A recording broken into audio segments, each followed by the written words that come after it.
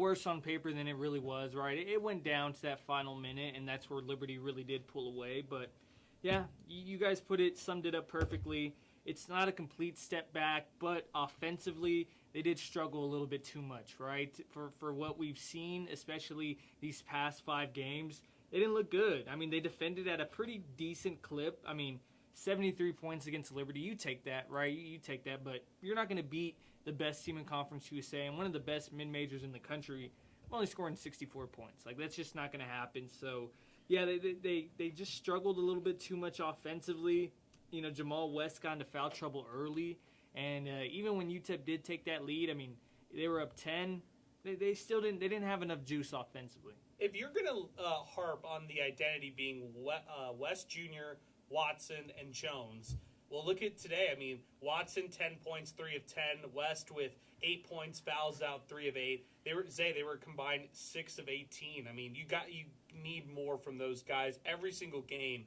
And Jones still had his 15. He still had a really good game on his side. Flirted with the double-double with 15 and 8 rebounds. But still, you didn't get enough from West Jr. and Watson to win this game, even though Watson had 10 points. Yeah, I mean, look, at the end of the day, KJ Thomas, he did step up in a big way. I mean, he was 6 of 7. Player of the game. Yeah, 2 of 3 from beyond the arc. He had some big threes. He had a big one late in the game. 14 points. I mean, it's his best offensive performance, I think, ever at UTEP. And even then, right, you're going to need all 3 of the bigs to step up, and then an extra guard, and then someone off the bench. That's how this team is built, and especially offensively. So you're not going to be able to get it done like that. And I also felt like just offensively, I felt like the ball stuck. I feel like they didn't move it around enough, and maybe that's just how Liberty plays them. But at the end of the day, 9 assists, I mean, that's a decent amount. But, Caleb Blackwell, we saw him 6 assists last game, right? KJ Thomas is able to pitch in some as well today. Only 3 assists for Caleb to go along with 3 turnovers and 1 assist for KJ. I mean, those are your 2 primary ball handlers. You want to see a little bit more out of them. Yeah, a little ho-hum from us to start off MinerTalk here on the program. Now in 5505-6009. Eric, welcoming you onto the program, our spring intern. Your thoughts, your instant reactions. Liberty wins 73-64. Just frustrating, just the fact that UTEP was playing them very tightly. They were making Liberty take some tough shots. I'm going to counter what Zay said. They played defensively great. They had a great defensive game. They were disrupting Liberty. Matheny basically did nothing this whole game. They took him out of the picture. Zach Cleveland, he did good enough for them, but still, it was just super frustrating, the fact that they almost had it, and then they just couldn't pull it out. Sal, the funny thing is, it still feels like the rivalry. It's funny how fans really got into it. I threw out a couple videos out there today. Zach Cleveland dancing when the UTEP band was playing in the pregame. There was also a moment when these fans were just heckling Caden Matheny, just like crazy. And Matheny isn't like phased at all. He's just unfazed. But after big plays, when they're going in the huddle, he's out here smiling. Like, he knows secretly. But it's like an inside joke. That's what makes this team so good. I kind of laugh and I'm smirking a little bit on this one right here, but this team knows each other so well. Zach Cleveland, Caden Matheny, Colin Porter, and they never break character during the game. They're a villainous group right here. They're a villainous trio. We need like the movie analogy for these 3 because they are the villains in the movie who they do everything in character and then off camera, then they're kind of smiling with each other like, great job, man, great job. Is that's what longevity, brings all of those guys playing so many games together. They know each other like the back of their hands, and when you're one of the best teams in the conference, as soon as you even get there, forget that, probably the best team in the conference, as soon as you get there, you're like that new kid on the block. Who cares what it's your block now.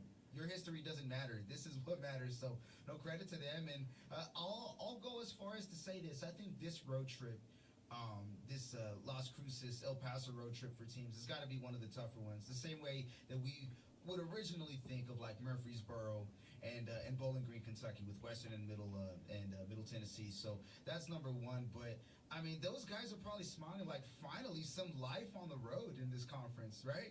Last game, Zach Cleveland hits that shot off the glass. It goes in. Immediately looks at the fans. I think it was the student section, and he's waving to them like, bye-bye. Bye. It was great. I love that stuff, and I think they got a little bit of that aggression today from the fans. So they know what they're doing, but it's business first with these guys. Coach McKay. Okay, I got a text, Harry Potter reference saying that Liberty's kind of like Slytherin, like Malfoy and like all of those guys, and then Malfoy's crew over there is kind of like the Liberty Flames right here.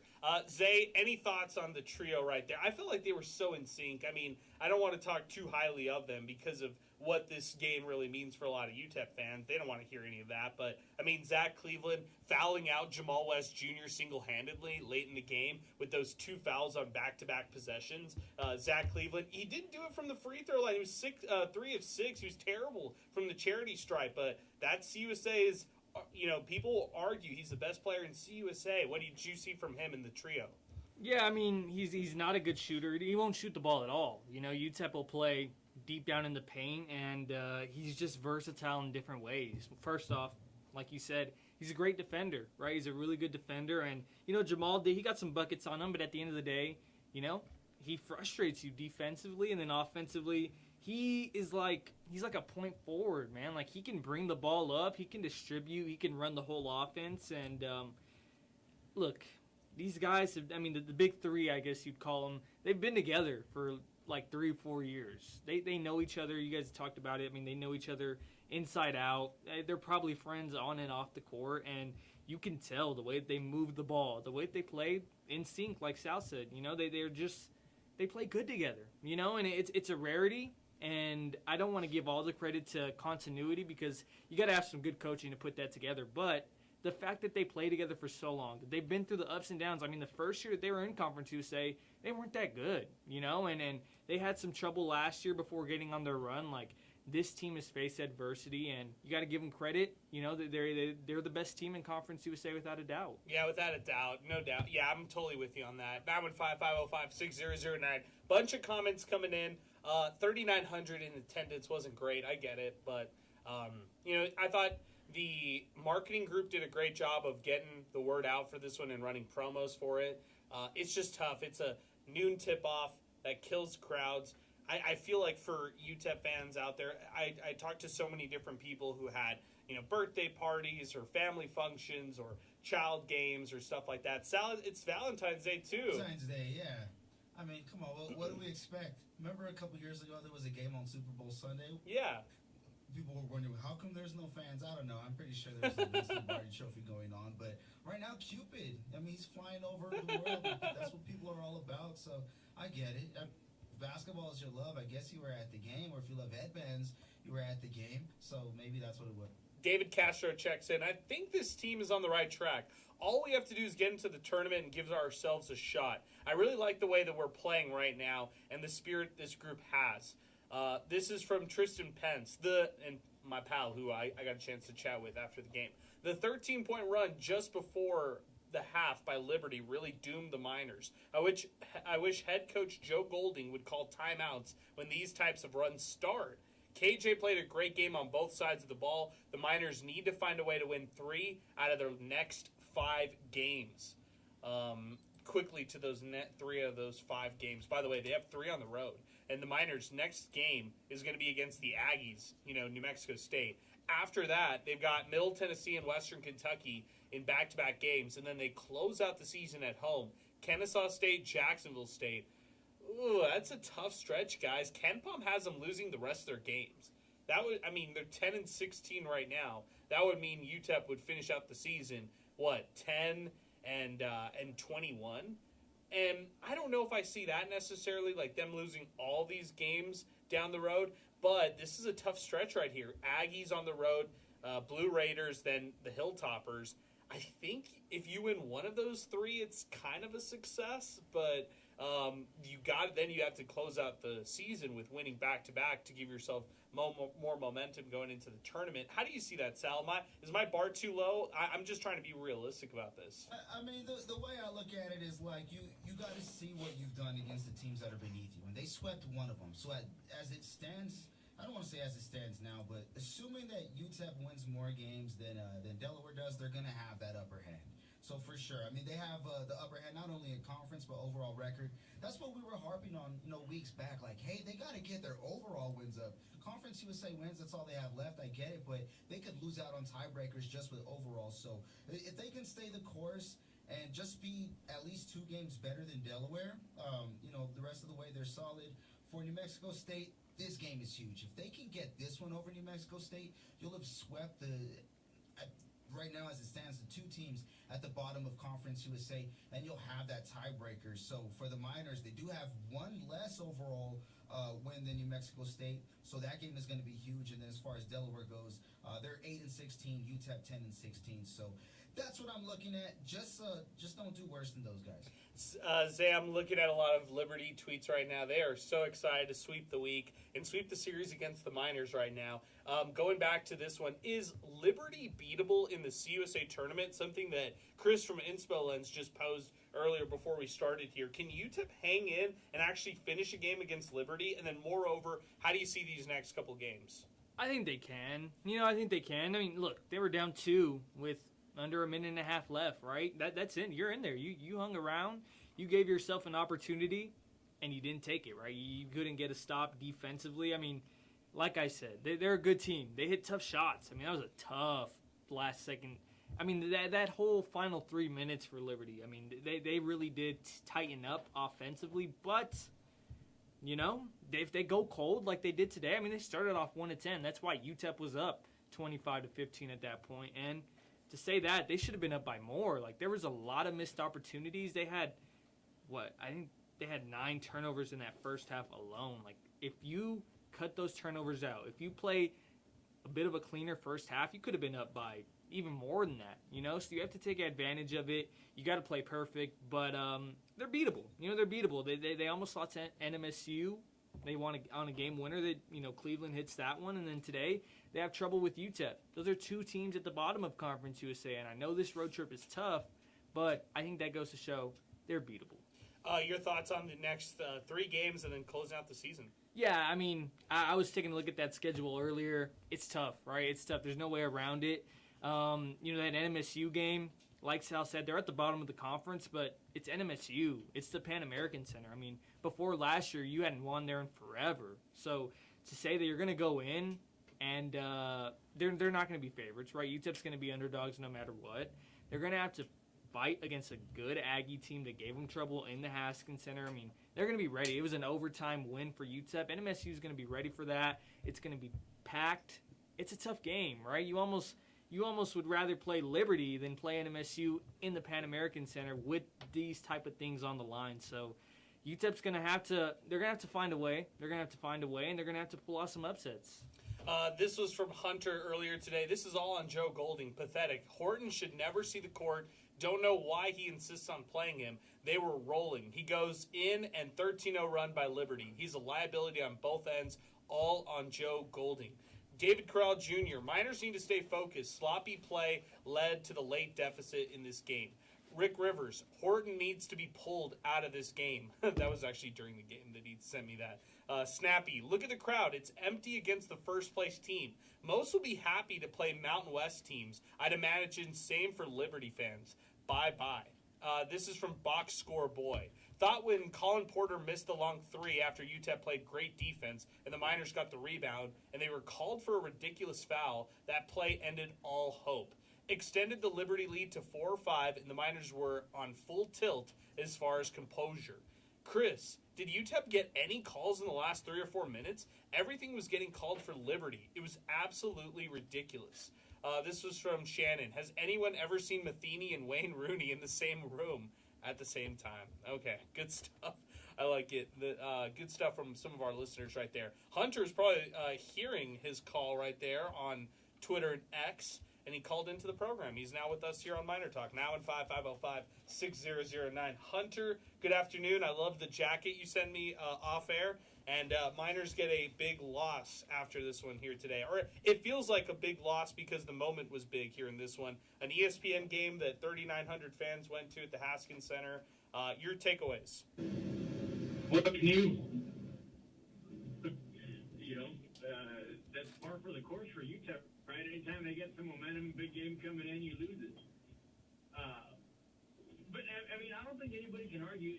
Do you think they played poorly? I don't. No, I mean they were in the game with a minute 30. You know, they didn't play poorly. They were right there. They just couldn't close out the game. Yeah, I mean they lost to a better coached team. It's that simple. They didn't give it away. They didn't lay an egg. They played tough. You know, they did what they had to do, and the better team came out on top as they should, right? You have the same exact tone as us. It's like ho-hum because this one, you know, it's kind of a rivalry, almost a rivalry, but it feels like if they got this one, you know, UTEP would have been in a much better place, and then maybe we could talk about righting some of the wrongs that happened this year. But, you know, Liberty is the only team, and I trust me, I hate Liberty. Just the looks on their players' faces, man, I hate Liberty. But anyway, they're the only team that's a legit basketball team in this conference. They're not like an amazing team. They're the only legitimate basketball team. So all things being equal, things don't change, man. Coaching wins and loses games the last 5 minutes, and we got out-coached. I mean, do you guys keep percentages by half? What was Liberty's shooting percentage for this? Yeah, second half shooting for Liberty in this one, 57% from the floor, 40% from the perimeter. 6 made three-pointers in the second half. You're not going to win games. You know, UTEP's offense didn't do bad. They went at it, you know what I mean? They were efficient, I think. I mean, just like my ex comment and some of the others, that run killed them to end the first half. Literally took the air out of the arena when they were riding high. That run is 100% on Joe Golding.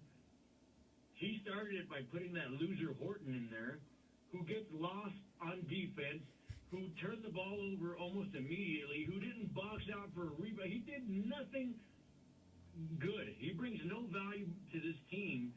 And how do you, in any world, justify him getting a single second of playing time over people like L.A. Hayes and Cassius Brooks? I don't know. Can you explain that one to me?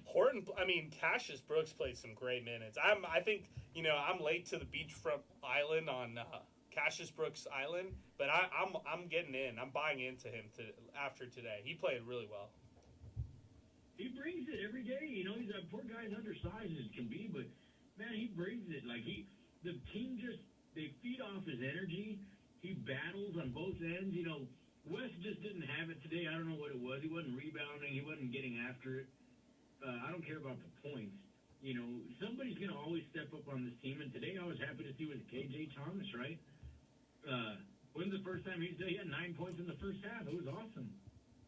But the consistency, you know, as soon as Horton went in there in that 13, the one run to end it, Golding started that run, and he did nothing to stop it, and they just picked up right where they left off that second half, man. So, I know back in the day, man, in the old WAC, not the more modern WAC, in the old WAC, every team was tough.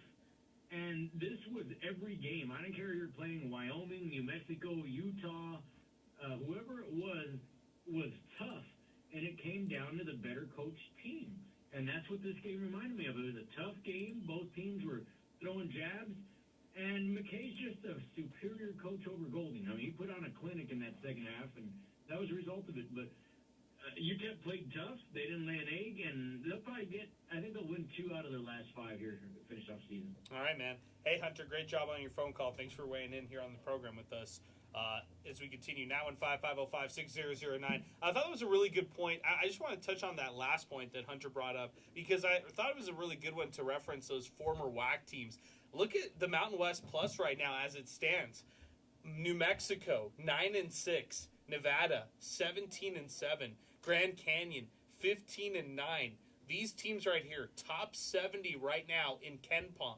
All those teams right there. UNLV, 13-12. They're not bad. They're not terrible. You also look at Wyoming, 13-11. They're ranked 100 right now, and they're 4-9 in the Mountain West. San Jose and Air Force are the only bad teams right now who are much worse than everybody else in the Mountain West. San Jose at 6-18, and then Air Force 3-21. And so as far as UC Davis goes, they're pretty good this year, 15-10. They'll be joining the Mountain West as a Mountain West only school next year, or basketball only school next year. So the next edition of the Mountain West looks really good. I mean, Zay, like UTEP elevating to that next level, and Hunter saying, "Hey, that's what it's going to look like night in, night out." That's going to be. You're going to have some endurance to go through the Mountain West schedule on the basketball side of things next year.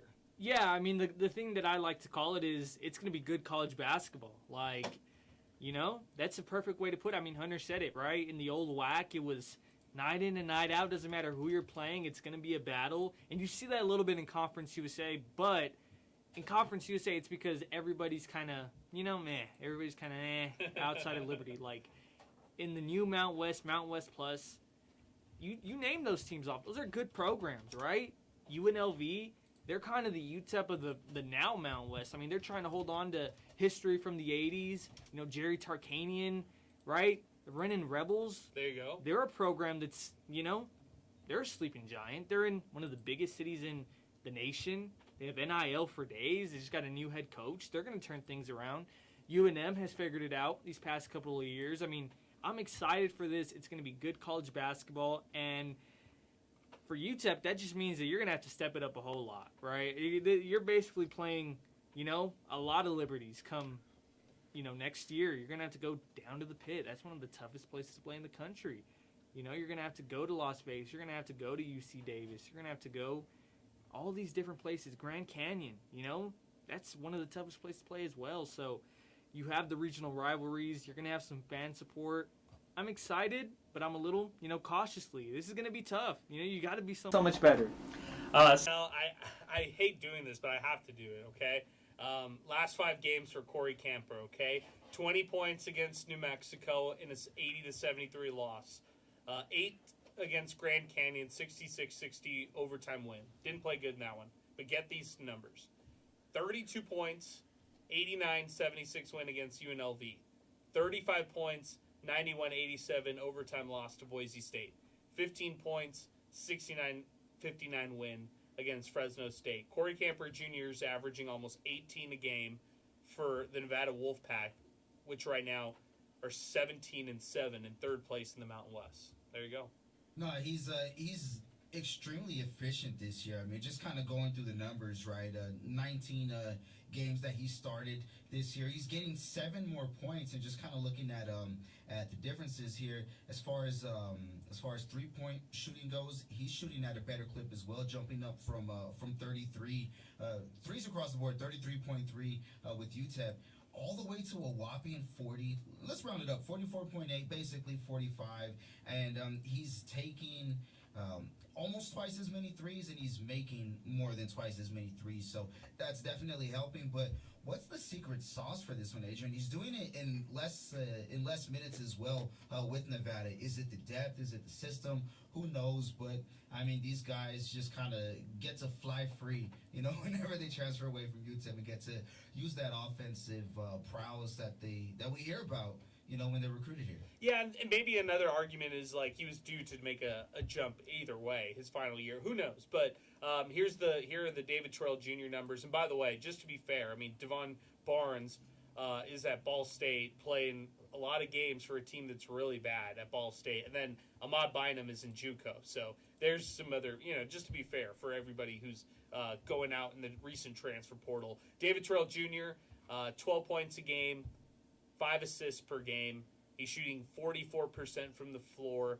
Not a great three-point shooter or season this year. 27% from the perimeter, but definitely killing it right now. And his North Texas Mean Green right now, they are 14-11. Zay, any thoughts on Camper or Terrell? Well, you know what I'm going to say, right? Like, these guys, you kind of always knew they had it. Kind of always knew that they could play at another level. And just don't take them for granted, right? Don't take guys for granted. And They just beat Memphis this week. Yep. You know, and Memphis, they're all right. They're all right this year. They're not the Memphis of the past couple of years. Penny Hardaway, he's got to figure that out. But, I mean, you need a point guard. David Terrell, Corey Camper, they fit great on this team, you know? So, not much to say, you know. Not much. I have no words to say because once I start saying them, it'll just make me sad. I hear you. Let's go to Jacob, who's joining us next on MinerTalk. 915-505-6009, 600 ESPN El Paso, Twitter next. Liberty defeats UTEP 73-64. We're presented by Jack in the Box, also presented by Thomas Adams Apparel. I'm rocking the Texas Thomas Adams Apparel hat here today. Shout out to Thomas Adams Apparel. We'll have the MinerTalk hats here available soon enough. Going to the phones, Jacob is next with us. Jacob, what's going on, man? Hey, Adrian. I feel like UTEP, they came out and played the whole first half. They were scoring. KJ Thomas came out and scored a lot of buckets. But I feel like that run, like the final 5 minutes, really killed them. And that momentum for Liberty carried into the second half. And, once Massini and the other white guy, once they get hot, that's when it's over. And it feels like we couldn't guard the three at all in the second half. But I feel like this was one of their best games all season. They scored. We haven't seen that a lot. And I feel like this year we have some shooters. And Kasim Watson hit some big shots down the stretch. But, I wasn't really disappointed with them. And hopefully they can play like this the last couple of games. Jacob, we've missed you all season, man. I missed hearing your voice, so it's good that you're calling after this one. Were you like us, kind of? You sound the same as us, kind of the tone a little deflated. Were you pretty excited for this one going into it, thinking the Miners had a chance? Yeah, after that 2-game winning streak and then the NMSU win, I thought they were gonna come out and maybe pull out a good win, but at halftime I was like, you know what, we might end their big streak. But it was just kind of sad, but it's all right. All right, man. All right, good job, Jacob. I appreciate your phone call. Thank you, man. Thanks for calling in. We got to get you back on, so give us a call back after more of these UTEP games. All right, man? You always bring some good takes. Appreciate Jacob here on the program. The voice is deepening, man. Hey, it tells you that he's getting older, wiser, but UTEP's still losing, unfortunately. Recruiting processes out there. This guy probably grew like 5 feet, over the winter. NIL coming soon for Jacobs. Wait to see him out there. Good stuff. Couple comments coming in. I asked, how do we feel about the UTEP Liberty series pretty much being over after today, right? Like, maybe they find themselves in the Conference USA tournament, but the reality is they might not. This might be it for UTEP versus Liberty right here. This is probably how it ends. If, maybe they find themselves in the CUSA tournament, which, by the way, would be crazy that it would stack up that way. They've faced each other in 24 and 25, and if they face each other this year in 2026, like, that would be insane in itself. But, I asked the question, what are you kind of thinking about in terms of the Liberty series? Sidelines, our pal Kevin said, best of luck to the Flames, but we shouldn't have to be playing a team in Lynchburg, Virginia as a conference game. My son said, who cares, honestly? And then, Blister Fister said, no more ass whoopings at least. Man, what are your thoughts, Sal, when I say it might be over for the Liberty series? I think it's over as far as an annual series. I think that's guaranteed. The fun just took place in conference, and I think that's why it was so cool, because I'm trying to think about how these two teams would meet up, at some point in time in the future. And the only thing I can think of is, like, it's Bowl good game? for UTEP if they play Liberty again, because Liberty might be hard to get a hold of. It's hard to say. It's hard to have Liberty calling you. I think you're the one calling Liberty, right? Like, hey, we have this awesome tournament at the Don. Like, they're not going to come to the Don Haskins tournament. Are you serious? There's no way. The only way they're going to play Liberty again is if they're in a tournament. Yeah. Or let's say it's like, and I'm talking about like postseason, Conference USA, maybe the NIT or whatever the case is, but maybe a preseason one, and we're thinking like Battle for Atlantis or something. Yeah. But if that's the case, that means you're doing something good. So if you want to play them again, you got to start winning more. I don't know if they're going to be picking the UTEP thing. I think it's a lot of Conference USA things. There's no way they would be playing Middle Tennessee on an annual basis. No, they'd be playing Sam Houston on an annual basis. Like, who knows how long they're even going to be in Conference USA for. So if they play him again, I think it's because UTEP's doing something right. Yeah, to that point, Zay, I'm thinking to myself, like, the next conference for Liberty feels like the ACC, but maybe it's the American, or maybe it's CUSA because they like being the big fish in the small pond. But whenever they leave CUSA, this conference will crater. This conference hangs so much on the likes of Liberty, and it's because of their success. But they're kind of the big fish in this small pond right here in CUSA right now.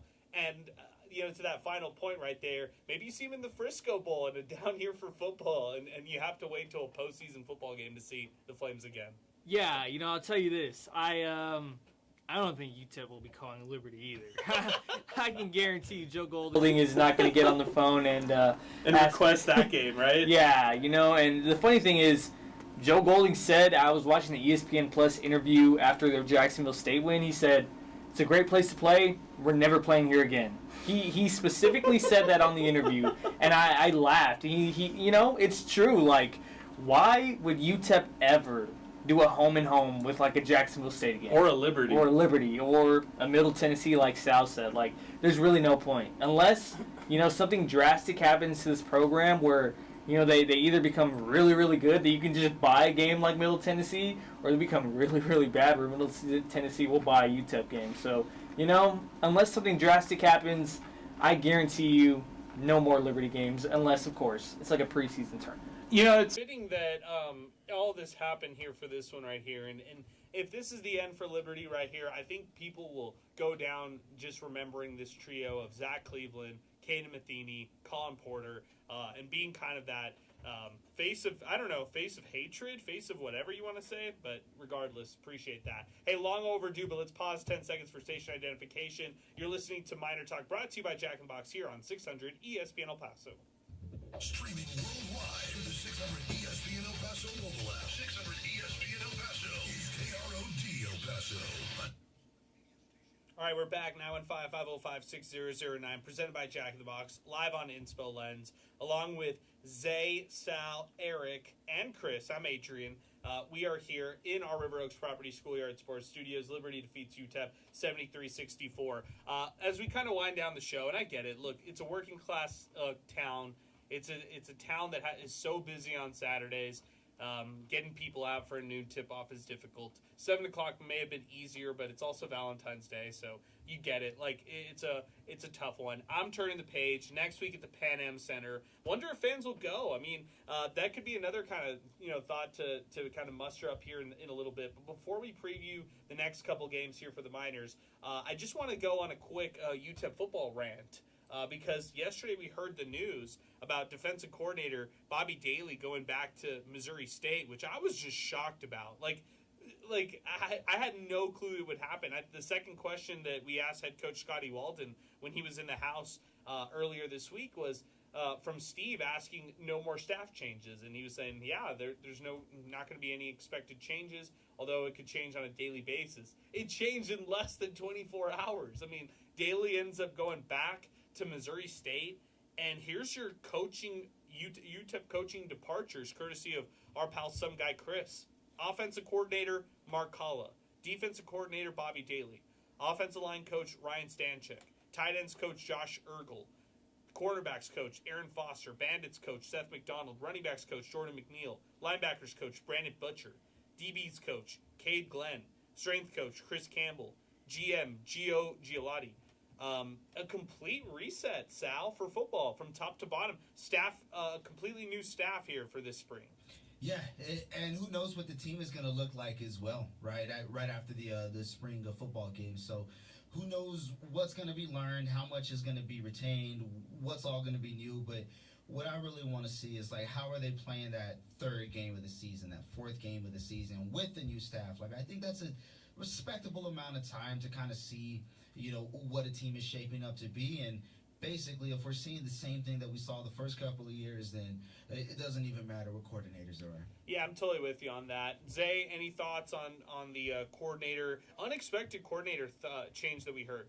Yeah, I mean, look, at the end of the day, Montana State, they just won an FCS championship. He coached there before, and, it's tough, right? But it's Montana State. Like, I know it's his spot, but it's Montana State. That's right. That's crazy. It's crazy to me that it happened so late. Like, it happened so late. This is so late in the cycle. But that's the way these things go. You can't dwell on it. They moved quickly, right? They already got a new defensive coordinator, and, UTEP's defense was good this year. But you guys know me. I wasn't a huge fan of it. I thought they were overrated. So You don't think it's that big of a loss? Yeah, I don't think it's that big. You'd rather them kind of hit a hard reset right now. Yeah, I mean Montana State. You know, they were all right last year. 2 years ago. And last year, without Bobby Daly, they won a FCS championship. So. Well, were you okay? I hear what you're tongue in cheek right there. I get your tone. But here's my other question to you: were you cool with the promotion of who they made? Kyle Bayer, who's their DC now, who was the DC at Indiana Wesleyan in 2022, and the linebackers coach for UTEP, moving up from special teams coordinator and linebackers coach. By the way, I thought it was Joe Papalardo who was the special teams coordinator, but regardless, Kyle Bayer, the next DC for UTEP. Yeah, look, you don't have many options, right? Kelvin Sigler. That was my thought. Is like Cody. He was a defensive coordinator in the past for Jack State. Yeah, and I think he still has that co-defense coordinator role. So yeah, I didn't even think of Kelvin Sigler. That does make sense, but I just like that they moved quickly out of all the options, right? I guess you just had to name somebody, right? Yeah, you had to go fast. So I think it won't be a huge change. I think that the responsibilities that they'll have will stay relatively the same, and I think I'm not worried about that defense. That's what I'm saying here. Is I'm not worried about the defense with or without Coach Daly. I think this is the best group on the team, so I'm more worried about the offense. Okay, let's go back to the phones. Jason Craig's back with us. Liberty defeats UTEP 73-64. Jason Craig, welcome back. The final game against Liberty. I lied, Adrian. I lied. I said I wasn't going to call. I lied. You called in, and you're on your way to Albuquerque, so safe travels up there, my man. But give me your thoughts. What compelled you to call in despite you saying you would not call in?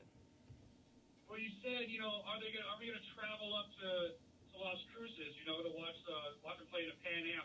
And I really think that we should, man, as a community for El Paso, do it for the Miners. Like, we really gotta go in there and just make some noise. Like, take over. Like, just really take over for the last time. Man, I'm really sick and tired of Conference USA. Like, I'm sick and tired of it. Let's go in there. Let's go ahead, take a W, and hey, we don't want to see you guys ever again. Like, honestly, you know what I mean? If we get a little couple preseason games here and there, here, just have those. But I'm done with Conference USA completely. I want to go out with a bang, go to Pan Am, get a W, and hopefully get in this conference. Do a little bit of damage in the conference, maybe, probably not, I don't know. But, like, I'm done with this conference, like, 100%. Yeah, I can't stand the conference refs, that's for sure. And as far as it being exposed on ESPN2 today, maybe that's a good thing. Jason, I like the message. I like the PSA. I appreciate your phone call, my man. Good energy today. And as far as Liberty, I don't want to see them again. I don't want to see CUSA teams again. I'm pretty much with you 100% on that. 915-505-6009. Our good pal Jason Craig was joining us here on the show as well. Guys, let's preview the New Mexico State game and let's wrap it up here on the program. We've got some NBA All-Star Weekend to get to here later on this afternoon on 600 ESPN El Paso. New Mexico State on deck. The Aggies are 11-13. They are 4-10 in conference play. They lost to Liberty this week as well. They have Jacksonville State tonight. It's a big game for them on the road. Then it's a home game for them against UTEP. Then they go on the road against Western and Middle. Aggies need this. Like, absolute desperation must-win game. As it stands right now, New Mexico State is the worst team in Conference USA. They're 4-10. FIU is 5-9. Delaware is 5-9. UTEP right now 6-9. So 2 games separate the Miners and the Aggies. UTEP losing today is a big thing for New Mexico State, by the way, guys. Let's preview this. Zay, give me your final thoughts after today. Liberty defeats UTEP 73. Actually, let me swing it to Eric. I'm going to get Eric in first. Eric, you give me your final thoughts on today, and then give me your thoughts leading into the Battle of I-10 next week. As the Miners have a pivotal game against the Aggies, they can't afford a loss in that one. In terms of today, thank goodness I don't have to see these 3 players anymore. Thank goodness that they're out of our hair, that they're out of Conference USA forever. Thank goodness I don't have to see Liberty anytime soon. I'm just like everybody, can't stand Liberty, can't stand that fan base. I can't say anything about Liberty. I just hate them. Glad we're getting out of here. Glad I don't got to see them no more. In terms of next week, I mean, it's both UTEP and New Mexico State. It's a big game for them. NMSU, if they want to potentially make this USA tournament, they need to start winning and they need to keep it up. For UTEP, look, NMSU played them tough when they were down here. It's not going to be any easier us going over there to the Pan American Center. It's not going to be any easier. We need to figure out how to get a victory out there because these next 2 games after that is also not going to be easy. So it's a tough game for both teams. I think UTEP gets it done, though. Call me crazy. Okay. I think they get it done. Okay. Zay, preview this game, and then give me any final thoughts you have for Liberty and the Miners, and then what's ahead here for UTEP. Yeah, I mean, look, I talked about it earlier. That's the toughest game that you're going to have in conference play, I think, right? Outside of going to Liberty, going to New Mexico State and pulling out a win it's hard. It's a hard thing to do, and I'm shocked UTEP did it last year, right? Me too. You know, and you go from the best team in Conference USA, from playing the best team in Conference USA, to, you know, statistically you're playing the worst team. But it doesn't feel like that, man. This feels like you got one giant to slay, now you got to go to another, right? That's how this conference is, and once again, rivalry game, it's going to be tough, hostile environment. Can this team do it? I mean, look, we had plenty of callers last time saying, hey, NMSU's not good. We shouldn't, this and the third. This is not a big, huge win. If UTEP can pull off the sweep, like, I don't care who they're playing, whenever they're playing. If they're playing NMSU, they've owned the Miners, since 2010, right? 2010 on, NMSU has owned the Miners in Las Cruces. It's a rivalry game. I think them beating NMSU would be almost, not as big, but it would be almost as big as if UTEP pulled off this win today. Like, that's how good I think UTEP would be having to go into Las Cruces, into the Pan American Center, and pulling out a win. So I don't see it happening. It would be the first UTEP sweep in who knows how long. It would be 3 straight against the Aggies for who knows how long. And I don't think they have it in them. But we'll see. Man, so you're saying no? You say NMSU wins this one. Tight game? What's the type of game in your opinion? I think it'll be a tight game. I think it'll go similar to what happened in at the Haskins Center, and okay. I just think that they're gonna have more juice down the end. They're gonna have more. They're gonna have more will, right? It's hard to beat a team twice. It's definitely hard to beat a team twice in a matter of what? It'll be 2 weeks. These teams just played each other, so.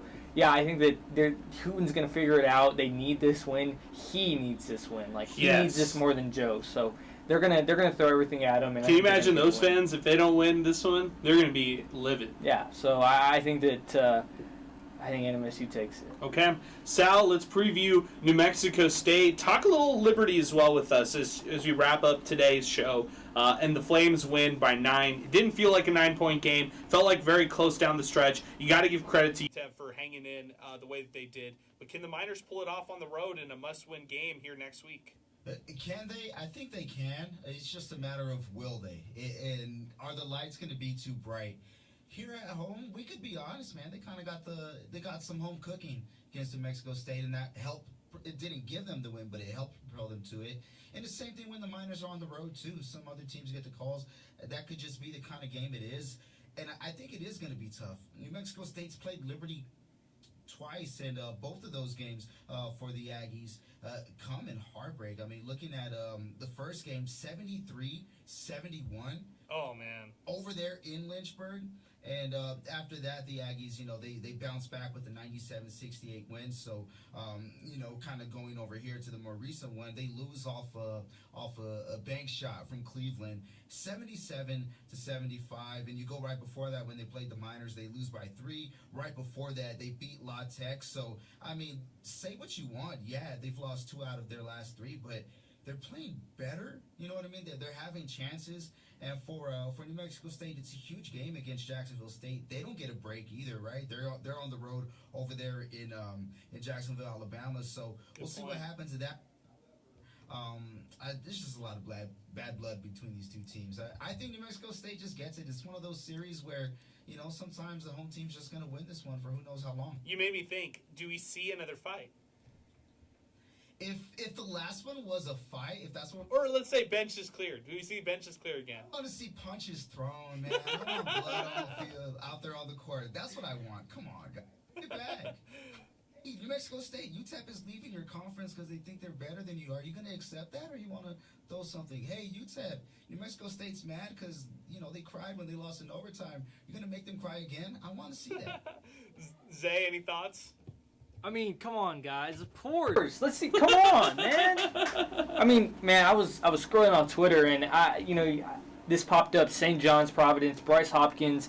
If you follow that, he knows he was a star at Providence. He ends up transferring out to St. John's. Yeah. In his return game, bench is clearing, fight, and I gotta hear the announcers. Oh, this is terrible. We hate to see this. Like, come on, guys. Don't lie to yourself. Come on. That got me out of my seat, man. Everybody in the crowd is cheering and everything. And you hate to see this, man. We need to clear this up. Like, no, right? Like, I like the fun stuff in games. I don't know if you guys are watching the Super Bowl. Like, there was the streaker, and then there were like some idiots on the field. Like, no, bro. Like, show me the streaker, man. Let's see this, man. Like. It's the part that everybody likes. Come on, man. As far as entertainment goes, we like the not normal stuff, Zay. We like that at times. Yeah, and it's a rivalry game. I want it to feel like it. Like, you guys can dap up behind the cameras. Like, at least put on a show for the fans. Like, it's a rivalry game. I don't want to see you guys hugging it out. No. Like, for 40 minutes, I hope these guys hate each other. Like, that's what it should be. That's what a rivalry game is. That's what any game should be, but especially this one. It makes it fun. It makes the stakes fun. I mean, these schools are separated by 45 minutes. These fans don't like each other. These programs, hypothetically on paper, really shouldn't like each other. And I know it's all respect at the end of the day, but let's have some fun. Let's have some fun. Let's watch a good one. I'm excited about it. It's right around the corner. Battle of I-10, Part 2, in a pivotal matchup between the Aggies and the Miners. But that'll do it for us here today. My final thoughts on Liberty, that's how it goes. It's just how it goes. Miners had 8 matchups against them in 2.5 years. I think they had chances to win more than they actually did. I like the build-up going into this week. I like the fact that the Miners were playing with a little bit of momentum. In the first half, I was thinking they really have a chance. Second half rolled around. They fought back, and gave themselves a chance. And the Flames are just too much. Can they exhaust the Flames in the Conference USA tournament? I don't know. You got to destroy the Flames to beat them. You have to just beat them by 10 or something in order to make it happen. The thing, though, with Liberty, too, I mean, as good as they've been in this conference, right, you can't get any better than 14-0, but they've had some close calls. Yes. And against some teams who are not that solid. I mean, Florida International somewhere in the bottom of this conference. They almost got the win. For Liberty, they pulled it out 97-94. Just kind of going down the list. New Mexico State, we mentioned those 2 games. They won by 2, so that's 3. And then I know there was another one. Missouri State, a newcomer in Conference USA. I know Liberty was a newcomer, 3 years ago or something like that, but this is a team with a track record. I can't remember all the teams, but I'm just going to name some teams. Houston, maybe Duke, somewhere along the lines of that. In the Richie McKay tenure, I believe, or somewhere in the last 10 years or so, nobody's won more games than that bunch of teams. And these are perennial Sweet 16, Elite 8, even Final 4 teams. And I'm not saying they've made it that far, but that's just the company that Liberty is. So they're very lucky they're in Conference A this year, as solid as they are. They can definitely get tripped up in the tournament by anybody. Yeah, I think they're vulnerable. I think what you talked me into it. They're a vulnerable team. There were some close games. They were on the wire here today. They were on the wire against New Mexico State. They're vulnerable. They're just winning some good games. They're pulling it out in positive manners. As far as next week go, I have the Miners. I'll disagree, and I'll say I'll take UTEP in this one. I just think that the Miners can get it done on the road, and they'll have a whole week to prepare. Maybe that's not a good thing. Maybe you want to be in a more of a regular routine where you're playing Thursday, Saturdays, or Wednesday, Saturdays. But regardless, it'll be a nice break for the Miners and get an opportunity to play the Aggies with a 6-day rest, or a 7-day rest, I should say. And the same thing for the Aggies, too. After this game against Jax, it's UTEP right up next for them. Going to be good.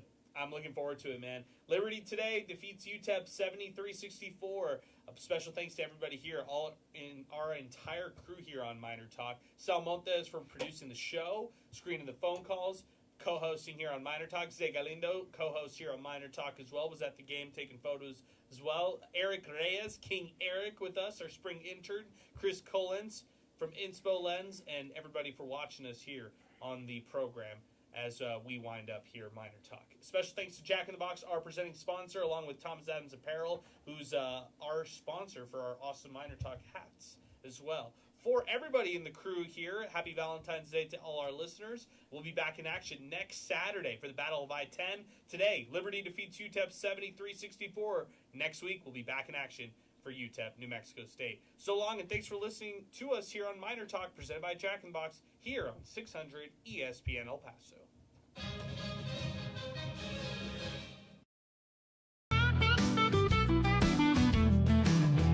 Cruising down the streets of BP, you know where the miners be. Tune in when the sun goes down, MinerTalk's the word in town. From the Sun Bowl to the lights, we're talking football every night. Win or lose, we're standing tall, El Paso's pride, we've seen it all. MinerTalk, we're keeping it real. Every play, every drill, from the field to the mic, we're all in, ready to strike. El Paso nights, the stars so bright. MinerTalk's got the spotlight. Orange and blue, we never stall. Talking miners standing tall. Franklin Mountains in the back, with the miners on the attack. We break it down every snap. With every fan, we bridge the gap. The Rio Grande that flows so wide. MinerTalk's our city's pride. From the lows to the heights, we're here for those game nights. MinerTalk, we're keeping it real. Every play, every drill, from the field to the mic, we're all in, ready to strike.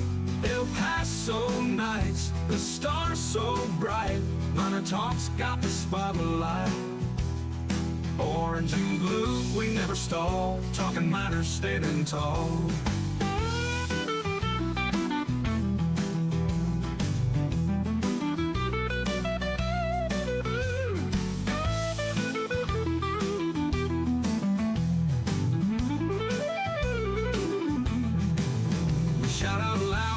Crowd, every voice we make it proud. From the heart of El Paso, where every miners let them know. MinerTalk, we're keeping it real. Every play, every drill, from the field to the mic, we're all in, ready to strike. El Paso nights, the stars so bright. MinerTalk's got the spotlight. Orange and blue, we never stall. Talking miners standing tall.